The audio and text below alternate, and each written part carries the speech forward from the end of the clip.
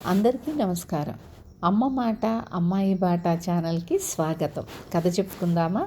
చమత్కారానికి సత్కారం. నగరానికి పోయే దారి ప్రక్కన ఉన్న ఒక చెట్టు నీడలో ఇద్దరు మనుషులు నిద్రపోతున్నారు. వాళ్ళ పక్కన ఉన్న మూటలకు మరొకడు కాపలా కూర్చున్నాడు. ఆ సమయంలో అక్కడికి ఇంకొకడు వచ్చి వాళ్లకు కొంచెం దూరంలో చెట్టు నీడన కూర్చున్నాడు. ఈ కొత్తగా వచ్చిన వాడి దుస్తుల తీరు చూస్తే ధనికుడిలా ఉన్నాడు. అతను కాపలా కూర్చున్న వాడికేసి నిద్రపోతున్న వాళ్ళకేసి చూశాడు. వాళ్ళు చాలా బీదవాళ్ళని అతడికి తోచింది. ఎవరు మీరు అని అడిగాడు ధనికుడు. కాపలా కూర్చున్నవాడు నిద్రపోతున్న వాళ్లల్లో ఒకణ్ణి చూపుతూ అతను తిండి యాచించలేనివాడు అని, రెండవ వాణ్ణి చూపుతూ ఆయన కావాలంటే పొందలేని వాటి లోటు వల్ల బ్రతుకు తెరువు తెలియనివాడు. మేం ముగ్గురం ప్రశాంతంగా ఉందామని ఇక్కడ చేరాము. ఉంచదలుచుకున్నా ఉండని వస్తువులతో యాచన చేస్తూ ఆగమన్నా ఆగని దాన్ని గడుపుతున్నాము అన్నాడు. అతడు ఇంత చమత్కారంగా చెప్పిన విషయాలకు సంతోషించి ధనికుడు అతడికి కొంత డబ్బిచ్చి, నేను ఈ దేశపు రాజుగారి ఆప్తుల్లో ఒకణ్ణి. రేపు మీరు సభకు వచ్చి ఆయన దర్శనం చేసుకుంటే తగిన పారితోషికం ఇస్తారు అని సభాప్రవేశానికి ఒక ఆనవాలు ఇచ్చాడు. ఆ మర్నాడు రాజు సత్యవంతుడు సభలో ఉన్న వారితో, తిండి యాచించలేనివాడు ఎవరు? కావాలంటే పొందలేనిది ఏమిటి? మనుషులు ప్రశాంతంగా ఎప్పుడుంటారు? ఉంచదలుచుకున్నా ఉండనిదేమిటి? ఆగమన్నా ఆగనిదేమిటి? ఈ ప్రశ్నలకు సంతృప్తికరమైన సమాధానాలు చెప్పిన వారికి తగిన పారితోషికం ఇస్తాను అన్నాడు.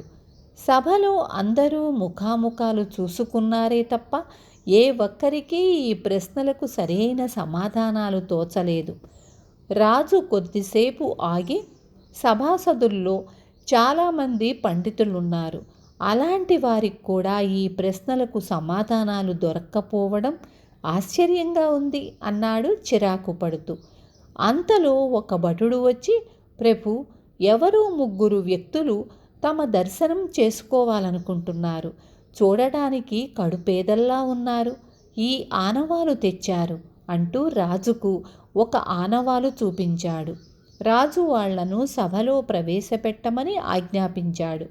వాళ్ళు ముగ్గురు సభలోకి వచ్చి భటుడు చూపిన స్థానాల్లో కూర్చున్నారు. రాజు ప్రశ్నార్థకంగా చూడగానే ఆ ముగ్గురిలో ఒకడు లేచి, ప్రభు, నా పేరు వీరభద్రుడు.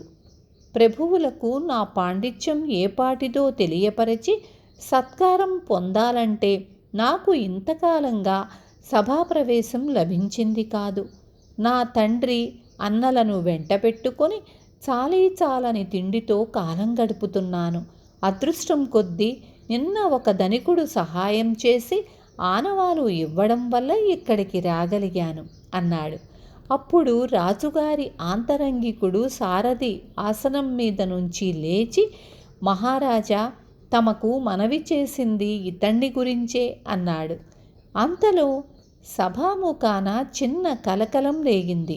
ఒక వృద్ధుడు రాజును సమీపించి, మహారాజా, ఇంతకు ముందు మీరడిగిన ప్రశ్నలకు నా మనవరాలు సమాధానం చెప్పగలదు. తమరు అవకాశం ఇప్పించాలి అన్నాడు. ఈసారి సభలో చిన్నగా ఈలలు, నవ్వులు, గుసగుసలు బయలుదేరాయి. వృద్ధుడు కోపంగా సభాసదులకేసి చూసి రాజుతో, మహారాజా, మన ఆస్థాన పండితులు తమ గొప్పతనానికి ఎక్కడ హాని కలుగుతుందో అని ప్రతిభావంతులైన కొత్తవారికి తమ దర్శనం కలగకుండా అడ్డుకుంటున్నారు. ఆ కారణం వల్లనే ఎంతో విద్వాంసురాలైన నా మనవరాలికి ఈనాటి వరకు తమ దర్శన భాగ్యం కలగలేదు అన్నాడు. రాజు ఒక భటుణ్ణి పంపి వృద్ధుడి మనవరాలిని సభకు పిలిపించాడు. ఆమె పేరు కాత్యాయని. ఆమె ముఖవర్చస్సు, హుందాతనం చూసి సభికులంతా ఆశ్చర్యవు చెందారు. రాజు కాత్యాయనికి తాను లోగడ సభనుద్దేశించి అడిగిన ప్రశ్నలు వినిపించాడు. ఆమె వెంటనే తడువుకోకుండా, మహారాజా, తిండి యాచించలేనివాడు మోగవాడు. ఈ విషయం కొంచెం తర్కించుకుంటే ఎవరికైనా బోధపడుతుంది. కావాలంటే పొందలేనిది తెలివితేటలు. అవి చాలా వరకు పుట్టుకతోనే అబ్బేవి. ప్రతి మనిషి ప్రశాంతంగా ఉండగలిగేది ఒక్క నిద్రా సమయంలో మాత్రమే. ఉంచదలుచుకున్నా ఉండనిది శరీరం, ఇక ఆగమంటే ఆగనిది కాలం.